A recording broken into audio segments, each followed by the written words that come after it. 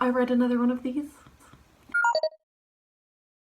And the reason I'm looking down is because I need to read you a plot summary, because I finished this book a couple of days ago but I already forgot what happens, which is partly because my memory is going, which is scary, but also because nothing really happened. I was being so boring when I read the summary because I was just dead behind the eyes that I'm gonna have to re-summarize it for you here. Basically, it's like 1903 after the Infernal Devices has taken place, and yes, I will spoiler things for that series and this series, and also probably Lady Midnight stuff. So Cordelia Carstairs and her family moved to London because her dad is accused of crimes, so her mom wants to marry her off. In London, she runs into James Herondale and Lucy Herondale and their Tessa and Will's kids. And Cordelia is childhood friends with them, but she's also secretly in love with James. And while that's going on, there's demon attacks in London, big shock. And that's sort of all you have to know. Except what really confused me about this Goodreads summary was that at the end they wrote, it forces them to make a brutal choice that will reveal the true cruel price of being a hero. And I genuinely do not know what that choice is. I read the Wikipedia summary, can't figure it out. I think it might be alluding to the fact that at the end James and Cordelia have to get fake married to like preserve her honor, but also they both are into that. So yeah, I don't know. So obviously this is the children of the people who were in the Infernal Devices series, which I have major beef with and have had major beef with for years, but you can check that out there. So I think you should have read those if you were going to read this. But then I also think that the references to the other series were actually done relatively well. There wasn't really anything that annoyed me too much. So I think you could like this series if you hadn't read anything else, but it's kind of like, why would you? Because this feels like a more watered down version of the Infernal Devices, like if you're looking for like love triangles and all that. Not this series. Having said that, I am not beefing with the Infernal Devices in this book.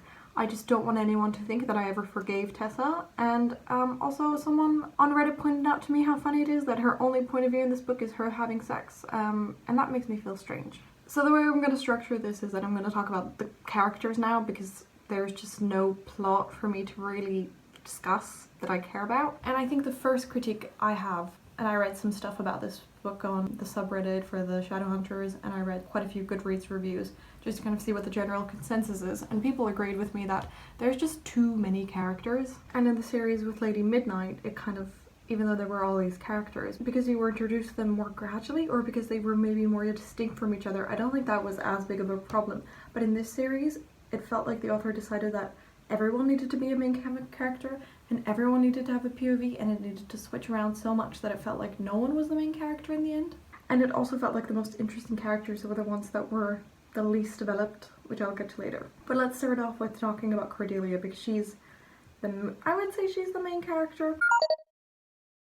And there's definitely some good things about her. For example, she has an older brother called Alistair, and it's really rare for me in these books to actually believe that the people in the books like each other, but with her and her brother, I do see that they have a strong bond, and it feels very believable and organic, and I appreciate that there's at least one non-romantic relationship where I felt like it left any kind of impression on me. And the other good thing that I found, but also that some other people in the reviews were saying, and obviously I'm not, an authority on this, being literally as white as the wall behind me, if not whiter, is that she is Persian. It wasn't made a big deal, it was just like interwoven. For example, obviously if she spoke Persian with her mom, it would be translated, but some of the sort of cultural aspects were just kind of, it was something that she did but didn't have to explain, which I think is kind of the most organic way to do it, because the character wouldn't then in their head go on to describe like what this thing that is second nature to them is.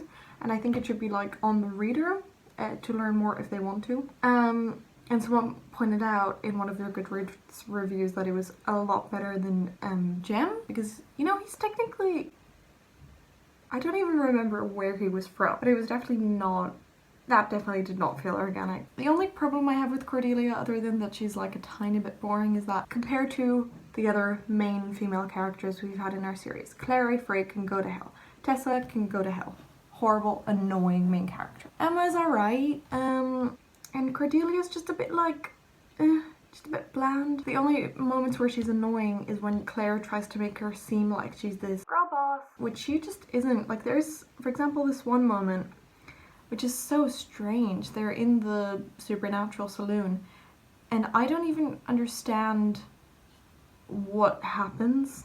She has to dress up and act like as a decoy of some sort, and she like looks sexy, and it's exactly like the moment in the Infernal Devices where Tessa also has to dress up nicely and then she ends up kissing Will. I think here Cordelia dresses nicely, ends up kissing James, and she's supposed to do this really sexy dance and she's like swinging her knife around. I don't know how that could possibly be sexy. That scene read as really comedic to me. That's probably just me hyper analyzing this entire stupid series. And I think in order to make up for her being sexualized, we get this moment where Cordelia saves them from being poisoned at the supernatural saloon, which I just don't get, because Matthew's there, he doesn't know that it's poison. The two high warlocks or whatever are there, they don't realize it's poison. The only explanation we get is that she casually drops, "My mother knows a great deal about medicinal plants, and she shared her knowledge with me," which, if that had been set up in the book earlier on, maybe I would kind of believe that, but I don't think we do see that. And also she says, "One taste is death. I saw her sprinkle those blossoms into your cup." Which is really funny, because if you're trying to poison someone, why are you doing it where anyone can see? I don't know, it all just felt a bit contrived. Didn't the other people see her drop stuff in the tea? And Malcolm here even says, "I was a child in Cornwall long ago, where whatever this poison is grows wild." So he is an expert in this, but it was Cordelia who realised. I don't know, just, didn't like it. And it just feels really stilted, and it made me appreciate Emma Carstairs more, because she's the only main female Shadowhunter character where I believe that she's actually strong and independent, and she's at least like badass, you know? I do kind of believe that James is actually interested in her. It's just because James is an untoasted piece of white bread and he's just as boring as her. And they have these scenes where it flashes back to when he was really, really ill and she takes care of him, and it's like, okay, at least they have some kind of history. I can believe that they care about each other. But I don't know why his friends are so enamored with her as well. And it just, we're also a bit, like, for example, there's this one scene here where one of the men, I can't tell if Thomas and Christopher apart, one of them is like, "I wish to see Eugenia, I think that's the sister, but I need to stay here. I need to help Kit and find the cure for this demon disease or poison or whatever this is. Whatever happened to my sister cannot happen to someone else," which is fair enough. You read that and you go, yeah, that makes sense. And then Cordelia goes, "Sometimes grief and worry must take the form of action," said Cordelia. "Sometimes it is unbearable to sit and wait." Thomas shot her a grateful look. Exactly that. Why? Why did we need to have her? What did that add to the scene or the interpersonal relationship at all? Like, we get it. Did they not get that? I don't know. There's another moment where she's talking to Matthew, who's James's best friend and parabaton. She goes, "The truth always matters," Matthew said. "Not when it comes to stories," Cordelia said. "The point of stories is not that they are objectively true, but that the soul of the story is truer than reality. Those who mock fiction do so because they fear truth." She felt rather than saw Matthew turn to look at her in the dimming light. I know this is meant to be deep, but what does it mean? If you know what this means, please tell me. Now that I'm rereading it, I guess she's just trying to say that even if a story isn't literally true, it can convey truths about humanity. But then the part where she goes that people who mock fiction is because they're scared of truth, that goes a bit too far. That's 14 and deep. And just like, I just don't like her, and I don't like that she said that. I have no good reason to say that. It's a vibe that I've caught, and if you catch it too, that's good, and if you don't, that's fine. It bothers me that Matthew is looking at her, because he has a crush on her. I hate that makes him like her more. Her having said this thing that is just so, "I'm 14 and this is deep." But let's move on to another character, who's Alistair, who's Cordelia's brother.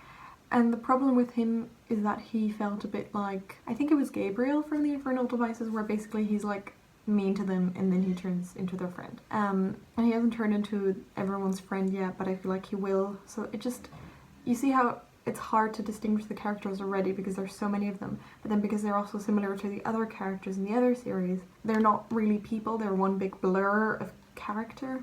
And also, it's pretty obvious early on that he's not straight. I think he's gay. He hasn't said, but I don't think he's interested in women at all. So there's a lot of growth possible for this character, which makes him interesting, but because he's quite similar to Gabriel, and also because this could turn into like a similar thing with Alec. Like, I just hope he gets his own kind of distinct arc and it's not the exact same. But he wasn't the worst character. Now we move on to James. And him and his friend group, they call themselves the Merry Thieves, and that's like a thing the book really wants to make a thing, but I just refuse to call them that because that is so cringe.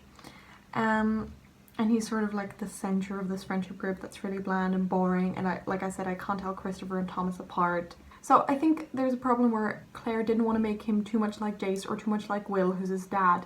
But then I feel like he also kind of turned into Julian because they keep talking about, or Cordelia keeps thinking about how he has the mask because he like hides his emotions or whatever, and that's a big Julian vibe, and I just think Julian was a really bad character. I also have a video about that, I think. I think I say that in there probably. And apparently from the reviews I was reading, he was really interesting in the Bane Chronicles and in the Tales from Shadowhunter Academy because he was like dark and bookish and tortured. Here, that just doesn't come across at all. Because that sounds like an interesting sort of like stereotypical, but at least like, you know, I could get behind that. I could like wake up the 14-year-old girl in me who loves to read young adult romance, and I could get on board with that. But he's not really funny or interesting. I don't buy that he's bookish, so it's just a bit like, and he's kind of dumb.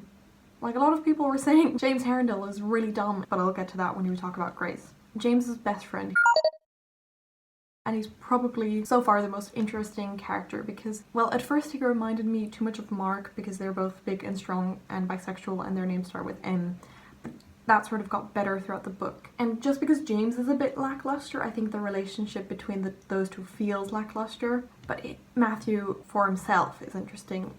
He struggles with alcoholism, which is the kind of thing that I don't think the Shadowhunter books have ever picked up on, but Cordelia's dad is actually an alcoholic as well. So it's kind of interesting that that kind of was made a topic twice. I don't know if that feels contrived or if that has like a greater meaning later on. I'm not sure how I feel about that. But he's sort of the only character who has moments where he's a little bit funny because from what I remember, I don't know if this is just because I've gotten older or my taste has changed, but I always strongly disliked the Shadowhunter series, but I at least found it really entertaining and it was funny. The character dynamics were often so that the dialogue had moments that were just really, really funny to me. But here, I mean, there's moments where I can tell there's an attempt to get back to this funny, like, to this, like, you know, bad things happen, but then there's like a light-hearted, friendly exchange between the characters that lightens it and it makes you laugh and it makes them laugh. And that kind of bridges the gap between the bad things happening and the goodness of the characters. But I just didn't even laugh once during this book, which is kind of sad. And I think the only reason I also find Matthew quite interesting is because I can't yet tell who he's going to end up with for a character that isn't a main character.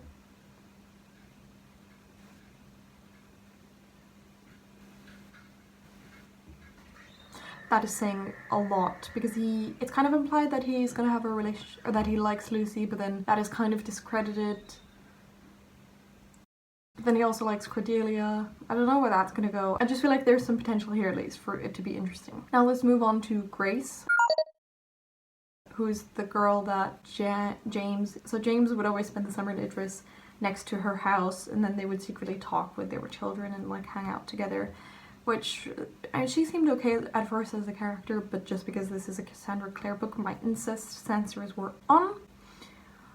But it wasn't like that, I don't think. And it was quite interesting at first because, like I said, I couldn't immediately predict the outcome because Cordelia liked James and Grace liked James, but then it turns out that Grace is evil and she like has him under a spell, and I couldn't predict the outcome at first. Like when you're introduced to them as a couple, it seems like James is genuinely invested in her, and especially the summer romance that they have, that also made me believe that they genuinely cared for each other, and that in itself is quite romantic to me. I could see that being made a thing, that maybe she would focus more on older relationships that have had time to develop rather than the new of the infernal devices. And because they're separated by this wall, because Grace's mother Tatiana is like crazy and lonely and she doesn't want to let her Shadowhunter child become a Shadowhunter, so Grace is completely separated from the world. Big tall wall in the mansion, and James is on the other side, and he's like a shadow person or something. He can go through the wall sometimes, I don't know. But even just that simple fact of them being separated by this wall that he overcomes for her, to me that very much resonated with the traditional iconography of the separated lovers,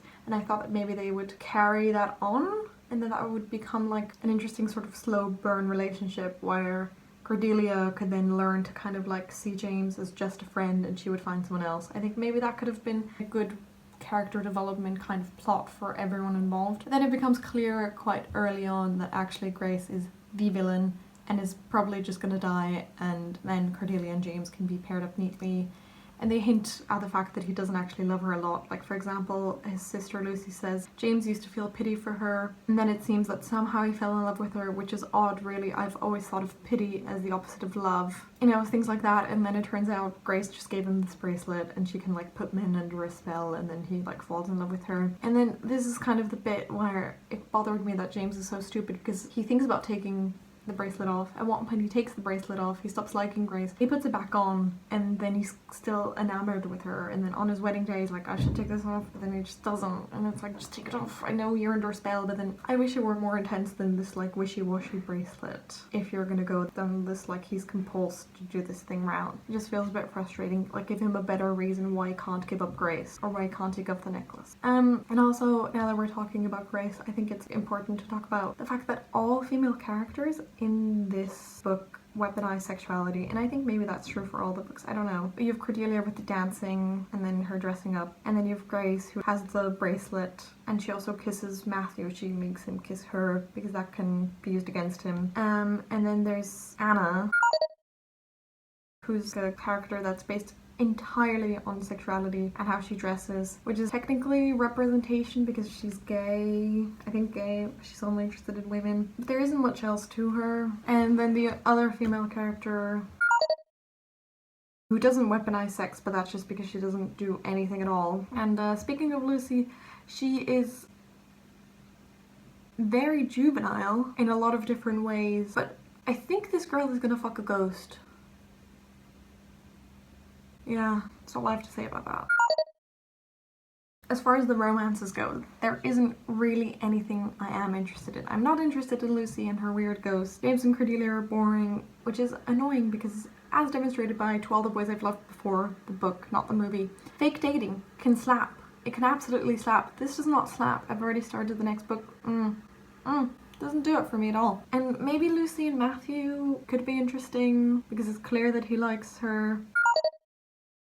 The other thing that stood out to me was just how stilted a lot of these moments are in the book. For example, James and his friends go to this bar right at the beginning, and the barmaid goes, I reckon they're all too scared to show their faces. Scared, James echoed, pausing. Scared of what? Oh, nothing, nothing. When does that ever happen where you casually mention this information you're not allowed to reveal because she's a vampire or something? Why are you just, like, letting that spill but then going, hee hee hee, nothing, like you're in middle school? And then the character just writes that off as the ways of downworlders were sometimes mysterious. Like, it just feels so contrived to, like, build tension because at this moment in time nothing is really happening in the Shadowrunner world. It's been very peaceful. So clearly that this is just meant to build suspense. Another moment that stood out to me because of how stilted and fake it felt was Cordelia's at this ball. She's new in town and has just met all of these new girls. And Cordelia is now alone with this group of girls, and she could hear a few of them whispering that she seemed terribly pleased with herself, and she thought she caught her father's name too in the word trial. So obviously she's in this, like, family scandal because her dad's going to be put on trial. But I don't know how to visualize this scene other than to do it in, like I imagine this to be like a cartoon of Mean Girls. Not the movie, just the concept of Mean Girls. The one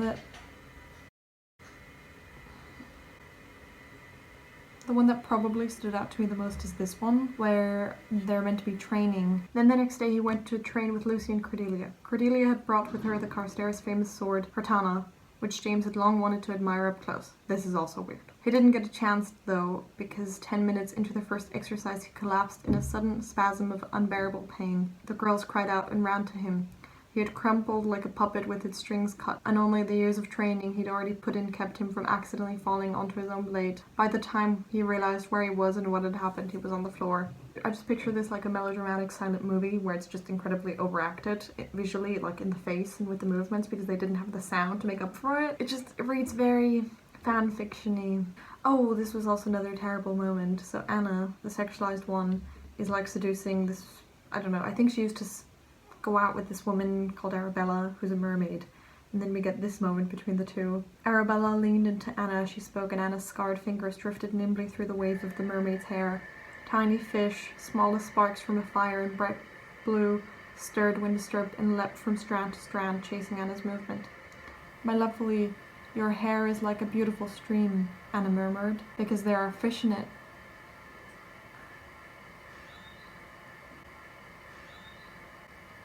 But keep in mind, she's meant to be like an actual master of seduction. They reiterate right after this. Apparently, Anna could seduce multiple people in one evening. Arabella blushed and bounced up to gather more drinks from the sideboard. How did that work? That is not flirting. Saying her hair is like a stream because there are literal fish in it. No. And now finally, let's talk about some predictions I have. Initially, I thought Lucy was gonna die, because there's this one moment where Cordelia sees Matthew and James, who are peri-petit, look at each other, and then she sensed the whisper of unspoken words passing between them, the silent communication of peri-petit. Perhaps one day she would have that with Lucy. At the moment, it seemed almost like magic, which made it seem like Lucy was probably gonna die before they became peri-petit. And I also thought Lucy was gonna die because she wants to fuck a ghost. But now, it seems like she's trying to resurrect Jesse, guy she wants to sleep with, who's dead, with Grace, who's his sister, and Malcolm is there, who's also in the Lady Midnight series, and he obviously resurrects his lover, and that's why the entire Lady Midnight series even happens, I think, if I remember correctly.